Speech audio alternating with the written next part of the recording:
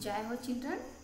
Last कक्षा में हमने पढ़े थे आपका पहला पाठ और दूसरा पाठ लाख की चूड़ियाँ, दोनों लेसन खत्म हुए थे। तो इस लेसन से संबंधित ग्रामर आपका संध्या है। तो संध्या मतलब क्या है, संध्या यानी क्या है, आज की कक्षा में हम अभ्यास करेंगे।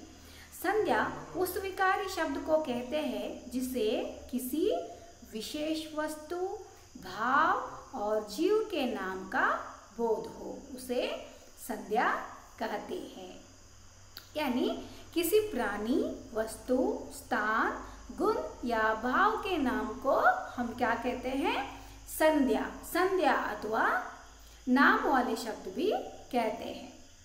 तो जैसे प्राणियों के नाम मोर, घोड़ा, अनिल, किरण, जवाहरलाल नेहरू आदि। तो देखिए ये प्राणियों के नाम है, मोर, घोड़ा, अनिल, किरण, जवाहरलाल नेहरू आदि। और दूसरा एग्जाम्पल जो है वस्तुओं के नाम, अनार, रेडियो, किताब, संदूक आदि। तो और जो है स्थानों के नाम, कुतुब मीनार, नगर, भारत, मेरठ आदि। तो ऐसे ही भावों के नाम, वीरता, बुढ़ापा, मिठास आदि।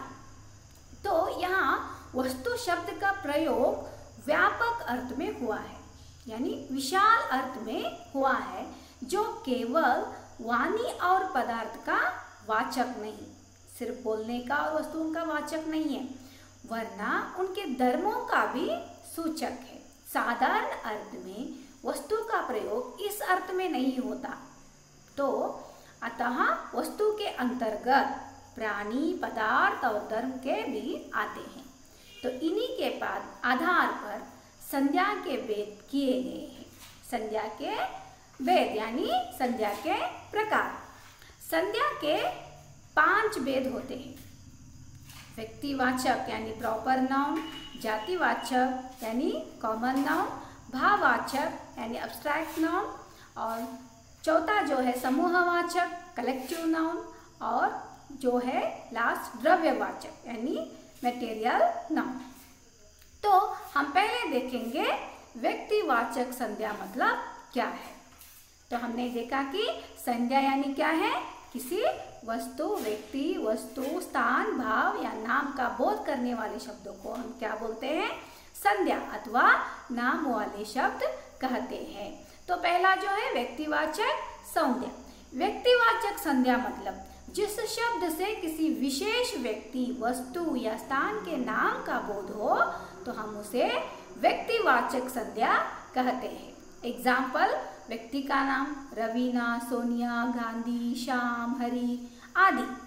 तो वस्तु का नाम एग्जाम्पल के लिए कार, टाटा चाय, कुरान, गीता आदि। तो स्थान का नाम होता है ताजमहल, कुतुब मीनार, जयपुर। वैसे ये सब व्यक्तिवाचक संज्ञा में आता है। दिशाओं के नाम उत्तर, पश्चिम, दक्षिण, पूर्व। देशों के नाम आते हैं Bharat, Japan, America, Pakistan, Burma. राष्ट्रीय जातियों के नाम भारतीय, रूसी, अमेरिका। समुद्रों के नाम काला सागर, भूमध्य सागर, हिंद महासागर, प्रशांत महासागर। नदियों के नाम गंगा, ब्रह्मपुत्र, बोलगा, कृष्णा, कावेरी, सिंधु। पर्वतों के नाम आते हैं हिमालय, विंध्याचल, अलकनंदा, करोरनामा। ऐसे नगर, चौकों अथवा सड़कों के नाम यानी वाराणसी, गया, चांदनी चौक, हिरासन रोड, अशोक मार्ग। वैसे पुस्तकों के नाम आते हैं, ऐतिहासिक युद्ध अथवा घटनाओं के नाम होते हैं, दिनों, महीनों के नाम होते हैं, त्योहार, उत्सवों के नाम होते हैं। ये सब व्यक्तिवाचक संज्ञा में आता है। और दूसरा जो है वो क्या है, जातिवाचक संज्ञा। जातिवाचक संज्ञा का मतलब है जिस शब्द से एक जाति के सभी प्राणियों के अथवा वस्तुओं का बोध हो, हम क्या कहते हैं, उसको जातिवाचक संज्ञा कहते हैं। तो इसके लिए एग्जाम्पल है बच्चा, जानवर, नदी, अध्यापक, बाजार, गली, पहाड़, खिड़की, स्कूटर आदि शब्द एक ही प्रकार प्राणी, वस्तु और स्थान का बोध करा रहे हैं, तो इसीलिए हम उसको जातिवाचक संज्ञा कहते हैं। एग्जाम्पल, लड़का, पशु पक्षियों, वस्तु, नदी, मनुष्य, पहाड़ आदि। लड़का से राजेश, सतीश, दिनेश आदि सब लड़कों का बोध होता है। पशु पक्षियों से गाय, घोड़ा, कुत्ता आदि सभी जाति का बोध होता है। तो वैसे ही वस्तु से मकान, कुर्सी, पुस्तक, कलम आदि का बोध होता है। और नदी से यानी गंगा, यमुना, कावेरी आदि सभी नदियों का बोध होता है। मनुष्य कहने से संसार की मनुष्य जाति का बोध होता है। तो पहाड़ कहने से संसार के सभी पहाड़ों का बोध होता है। और तीसरा जो है वो क्या है? भाववाचक संज्ञा। भाववाचक संज्ञा मतलब क्या है? थकान, मिठास, बुढ़ापा, गरीबी, आज़ादी, हंसी, चढ़ाई, साहसा, वीरता आदि शब्द भाव, गुण, अवस्था तथा क्रिया के व्यापार का बोध करा रहे हैं। तो इसलिए ये क्या कहलाते हैं? भाववाचक संज्ञा कहलाते हैं।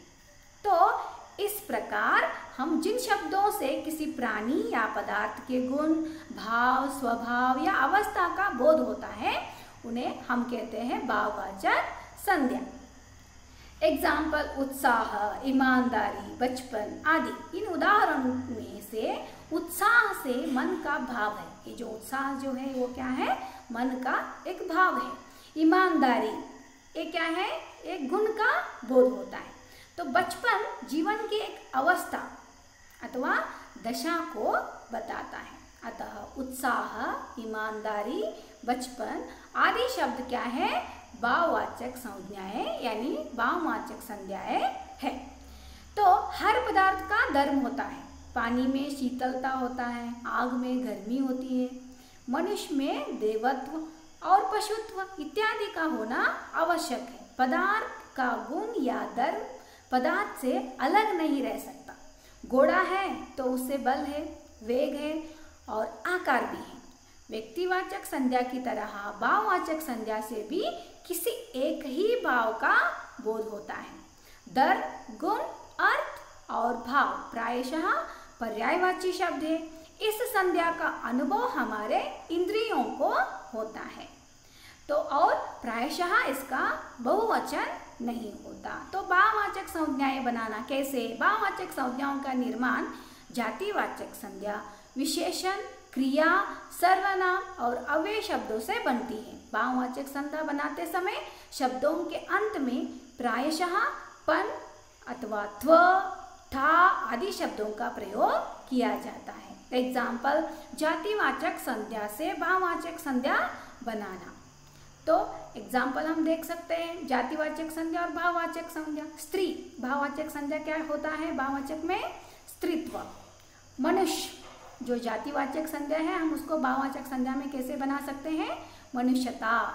शास्त्र शास्त्रीयता, भाई भाईचारा, पुरुष पुरुषत्व, पौरुष जाति जातीयता। तो ऐसे हम आज के कक्षा में संज्ञा के बारे में अभ्यास की। तो आपके पुस्तक से हिसाब से आज हम भाववाचक संज्ञा तक अध्ययन किए हैं। तो मुझे आशा है आपको संज्ञा मतलब क्या है, संज्ञा के प्रकार, संज्ञा के मुख्यतः जो 3 प्रकार जो थे, व्यक्तिवाचक संज्ञा और जातिवाचक संज्ञा और भाववाचक संज्ञा, इस तीनों के बारे में आज हम अध्ययन किए हैं। तो मुझे आशा है आपको संज्ञा के बारे में समझ में आया है। तो आप ध्यान से इसको देखिए और मैं इसका नोट्स भेजती हूँ, आपको लिखकर भेजिए।